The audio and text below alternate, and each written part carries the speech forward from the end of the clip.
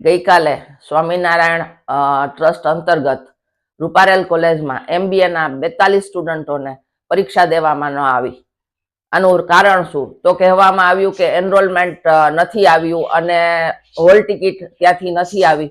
એટલે ત્યાં બપોરે 3 વાગ્યા સુધી સ્ટુડન્ટો, તેના વાલીઓ અને સંસ્થાઓ ત્યાં ઊભી હતી અને એમને સતત વિનંતી કરવામાં આવી રહી હતી સ્ટુડન્ટો દ્વારા કે અમને પરીક્ષા કાલથી આપવા દો.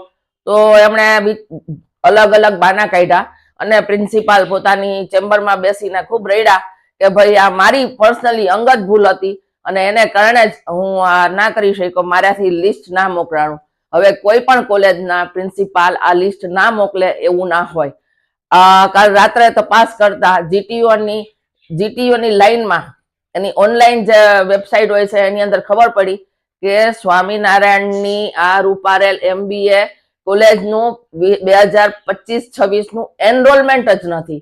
એટલે એ શાળામાં ત્યાં વિદ્યાર્થી ભણી પણ ના શકે અને પરીક્ષા પણ ના દઈ શકે.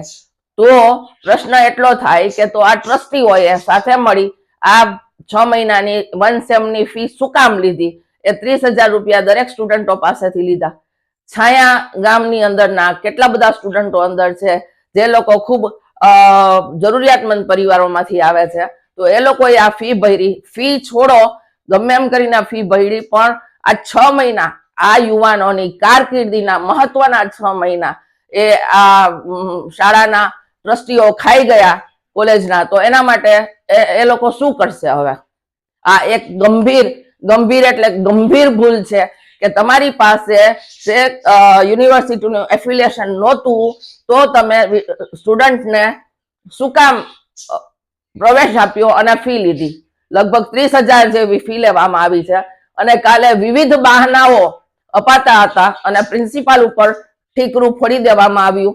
પ્રિન્સિપાલે પણ રડવાના નાટક કર્યા અને અમને પણ કહેવામાં આવ્યું કે અમે સૌથી વધારે સ્ટુડન્ટના વિશ્વાસમાં છીએ અને અમારી ફરજમાં આવે છે કે સ્ટુડન્ટનું ના બગડે વરસ.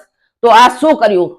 આ સમગ્ર ફી લેવાનો મામલો છે એ કોઈ પણ રીતે માફ નહીં કરી શકાય. સ્ટુડન્ટના વાલીઓએ જાગવું પડશે, આ લોકો પાસે જવાબ માંગવો પડશે અને અમે આમ આદમી પાર્ટીના તમામ સભ્યો આ બાબતે કાયદાકીય લડત લડીશું અને પાઠ શીખડાવવામાં આવશે કે આવતા વખતથી કોઈ પણ સ્ટુડન્ટના ભવિષ્ય સાથે લોકો રમત ના કરે અને ચેડા ના કરે.